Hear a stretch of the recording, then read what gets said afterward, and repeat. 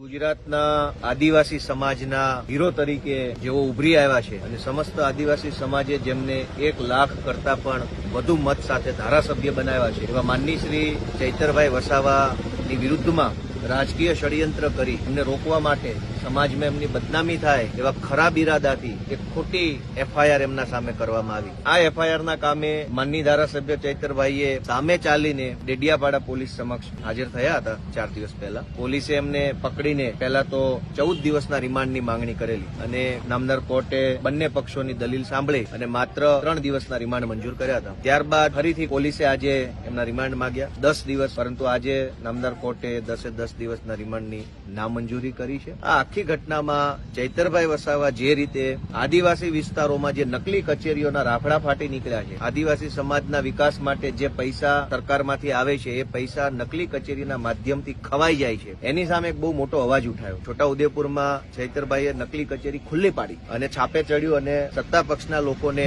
નીચા જોયું થયું અને ત્યાર પછી ચૈતરભાઈને જે રીતે સમાચાર મળ્યા કે આવી બીજી 100 કરતા પણ વધુ નકલી કચેરીઓ, ગોબાજાળીઓ, કૌભાંડો આદિવાસી વિસ્તારમાં ચાલે છે, તો એની સામે પૂરી તાકાતથી એણે અભિયાન ઉઠાવવાનું ચાલુ કર્યું। આદિવાસી વિસ્તારોમાં તમામ નકલી કચેરીઓની જે ભ્રષ્ટાચારની ગેરરીતિ છે એ ખુલ્લી ન પડી જાય એટલા માટે ચૈતરભાઈને ફસાવી દેવા, ખોટી રીતે એમને જેલમાં પૂરી દેવા આ આખું ષડયંત્ર ઉભું કરવામાં આવ્યું છે। ચૈતરભાઈ જ્યારથી ચૂંટાયા છે ત્યારથી આદિવાસી સમાજના જે પ્રશ્નો છે, પ્રયોજના